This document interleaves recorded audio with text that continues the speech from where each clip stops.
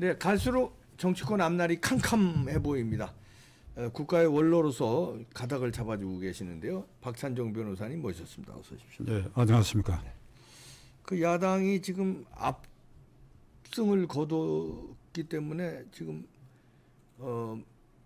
망가지를 다 할 수 있다고 이 법 저 법을 지금 날치기로 통과시키고 있는데요. 이건 대통령에 대한 그 거부권 할 수밖에 없게 만들어서 거부권을 유도하는 거 아니냐 이런 분석이 나오고 있습니다. 어떻게 보고 계십니까?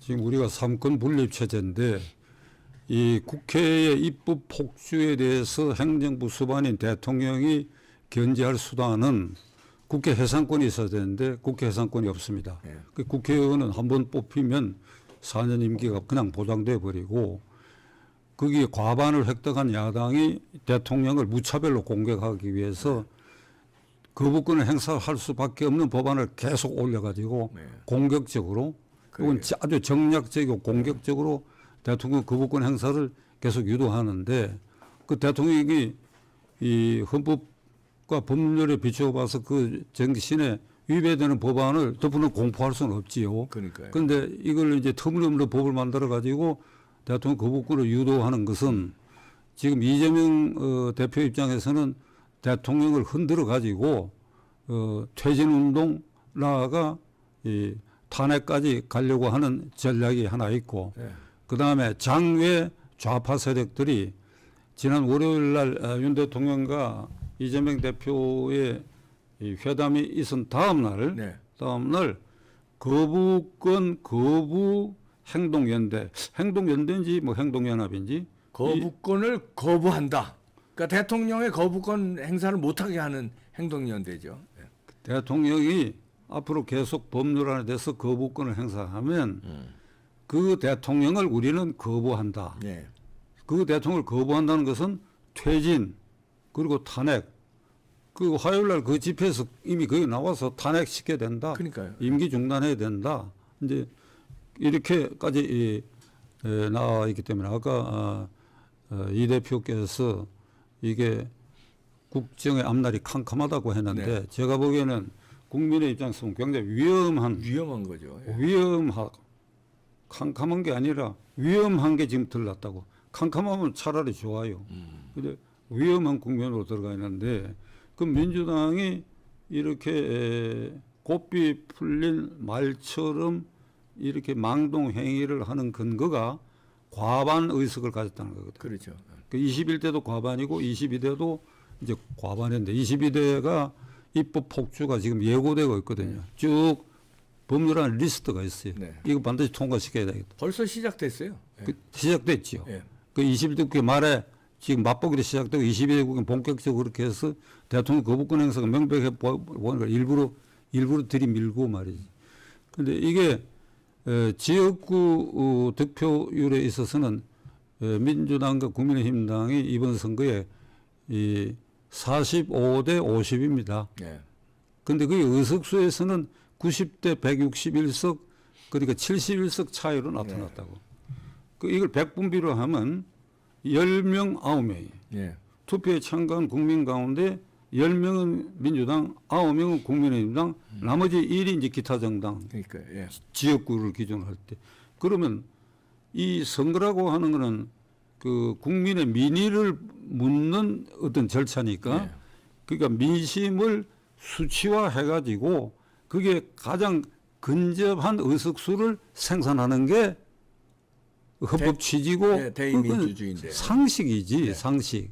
예를 들면 45%대 50%라 그러면 그 비율에 맞춘 것만큼 의석수의 차이가 와야 되는데 그렇게 되면 71석 차이가 아니라 내가 얼핏 계산해 보니까 한 15석 차이밖에 안 나요. 15석 내지 많아봐야 20석 정도 차이밖에 안 나는데 이게 과대 대표가 돼버렸다고. 이게 소선거구제를 유지하고 있기 때문에. 그러니까 우리 선거구제에 문제가 있다 이런 말씀이시네요. 문제가 있는 게 이 선거구제 결과 이런 식으로 과다 대표되는 야당이 출연해가지고 그들이 입법 폭주를 하고 있고 그러니까 이거 제도상 원칙적으로 민심의 그 수치화한 거하고 의석수가 똑같은 게 제일 좋지요. 네. 10대구면 10대구 딱 맞춰야 되겠지. 45% 55% 맞춰야 되는데 그게 이제 행정구역을 중심으로 소선거제를 나누다 보니까 그게 좀 어긋난다 하더라도 지금과 같은 이런 제도를 계속한다고 하는 것은 두 가지 점에서 문제가 있어요. 하나는 이게 정당 민주주의, 그다음에 의회 민주주의 이 두 가지를 위배하는 이 두 가지 위배는 결국 우리 헌법의 취지와 정신을 위배하는 위헌 행위가 된다. 네, 그렇죠. 정당 민주주의를 위배하고 있다고 하는 것은 이게 과반 의석 그러니까 절반이 넘는 의석을 확보한 이재명 대표가 당을 소나기에 장악하고 있어. 네. 장악하고 있어. 이건 헌법 8조에 정당의 조직 목적 활동은 민주적이어야 하며 국민의 정치 이사를 받아들이는 필요한 조직이어야 되는데 이 조항 이 얘기를 듣는 순간 이 대표는 어떻게 생각하세요? 이게 정당 민주주의 조항을 위배하는 거 아닙니까? 예. 거기에 있는 당원의 의사나 이런 거는 말이지 완전히 조작하거나 무시해버리고 그다음에 의회 민주주의에 위배되는 것은 헌법 46조의 정면을 위반되죠. 네. 그러니까 과반수가 넘는 의석을 확보한 그 국회의원들을 국가이익을 우선하여 양심에 따라 직무를 행하게 하는 자율권을 완전히 원천 봉쇄해버리는. 네. 그렇잖아요. 그러니까 정당 민주주의 조항, 의회 민주주의 조항을 다 위반하는 이런 정당이 출연하고 그것을 이재명 대표라는 자연인이 쉽게 장악한 것은 결국 소선거구에서 오는 그런 이 민심의 수치가 정확하게 반영되지 않은 이 제도 탓이다. 기본적으로는. 그러니까 이 제도를 지금 협박하지 않으면 아니 된다. 그 적을 두고 아니 저러면 안 된다. 이 나쁜 사람들이다. 이런 얘기만 하고 있어서는 지금 안 될 시점입니다. 제도를 협파할 수가 있겠습니까? 저것들이 압도적인 다수당이 됐는데 지들이 유리한 게 지금 이 제도인데 이 제도를 내려놓을까요? 저놈들이 이걸로 압승을 했는데 이 대표께서 지금 말씀하신 그게 현실입니다. 네.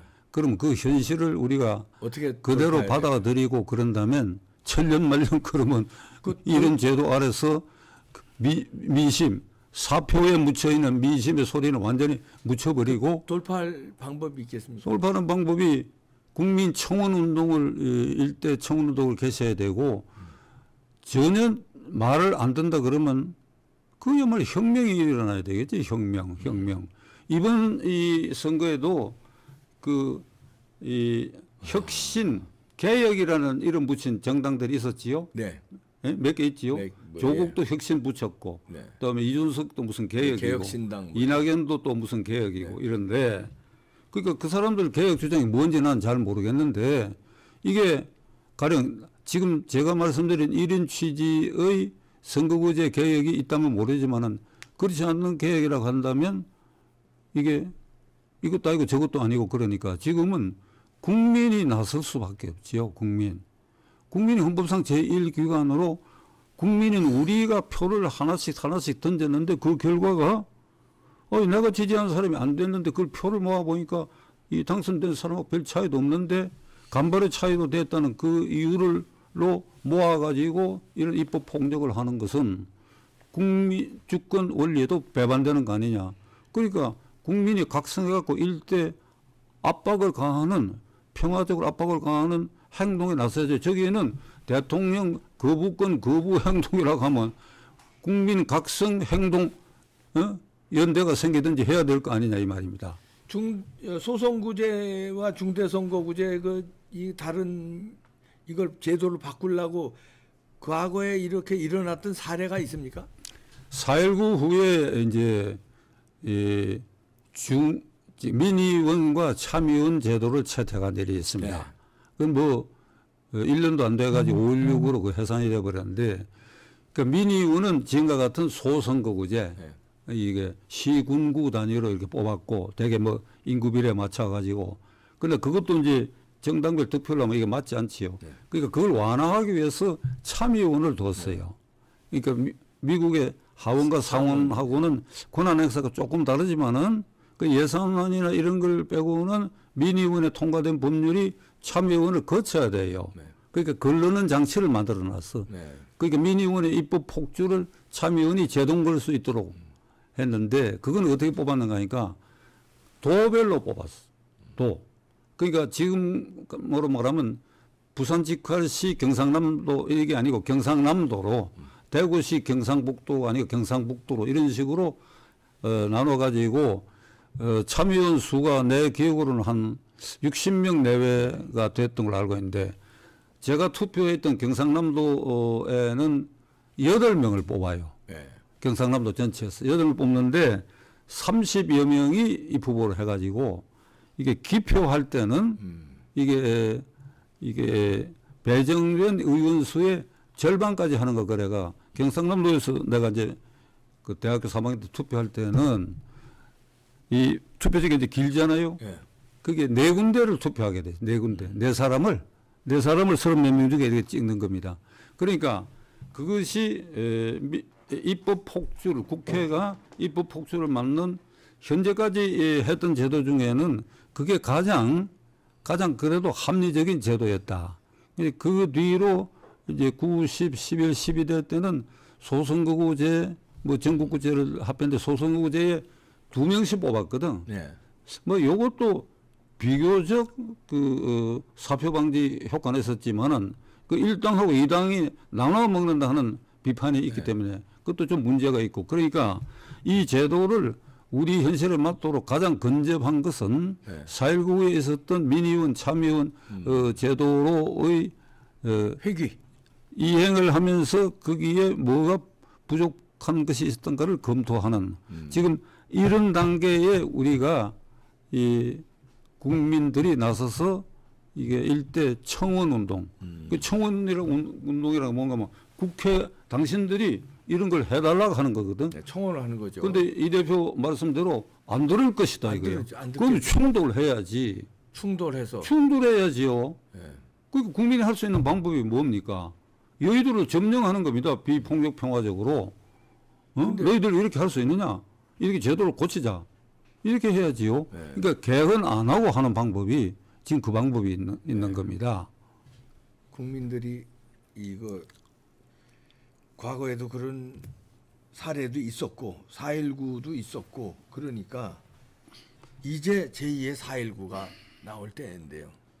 정말 진정한 4.19가 나와요. 진정한 4.19. 이번에 이게 말이죠. 45대 50으로 이게 갈린 그걸 이게 자세히 들여다보면 또 참 억장이 무너지고 기가 막힐 그 안에 요소들이 있어요. 네. 네? 우선 첫째로 3분의 1이 투표 안 했습니다. 그 3분의 1의 민심이라는 건 이 수치 계산에 전혀 반영이 안 되는 거지. 그 3분의 1이 왜 투표 안 했느냐. 그러니까 내 손자 중에도 한 놈이 투표를 안 했어. 네. 그러니까 왜 안 했냐 그러니까 투표일인지 몰랐다고 그러더라고. 그러니까 뭐 질병 기타 사정으로 투표장에 갈 수 없어서 못한 사람이 어쩔 수 없지만은 안 그런데도 투표 참가 안 한 거는 이 당도 아니고 이 당도 아니다. 그다음에 이걸 찍으려고 하니까 이쪽도 뭐 마땅치 않다. 그리고 이쪽도 마땅치 않다. 이제 이런 심리들이거든요. 그러니까 요걸 기권한 3분의 1을 표심으로 계산하기가 어렵죠. 그러니까 일단 3분의 2가 투표에 참가했는데 요걸 자세히 들여다보면 낙동강 벨트와 영산강 벨트가 그게 딱 기본적인 틀로 자리 잡고 있습니다. 네? 예. 영산강 벨트라는 건 이 호남을 말하는 거예요. 네. 경상도 벨트. 그러니까 거기는 이쪽은 국민의힘당, 이쪽은 민주당. 그리고 이제 수도권 등에 그 양 벨트에 사는 사람들이 수도권에 와가지고 강북은 영산강 벨트 출신이 많고 강남은 낙동강 벨트 출신이 많다. 또 요래가 또 여기에 또 갈린다고 기본적으로. 그러니까 중간 표심이라는 게 지극히 적은 부분에서 이게 판명이 나는데 가장 근본적으로는 선거구 개혁의 바탕이 되는 영남 벨트와 이게 낙동강 벨트의 일방적이고 배타적인 투표 행위 이걸 극복해야 돼요. 이거를 나는 지역주의라고까지는 말하지 않습니다. 또 내가 이 부분에 전문가도 아니고 뭐 인문학 내가 지식이 깊은 사람도 아니고 그런데 주의라고 하는 것은 되돌이킬 수 없다, 양보할 수 없다, 변할 수 없는 어떤 주장과 이념을 주의라고 한다면 지금 경상도주의, 뭐 전라도주의에서 지역주의다 이 단계까지 간 게 아니에요. 네. 감정이지. 그러니까 그것은 순전히 네. 부안해동 그 순전히 정치 지도자들이 네. 양쪽 주민들을 그러한 이 틀에다가 네. 묶어놔 버렸어.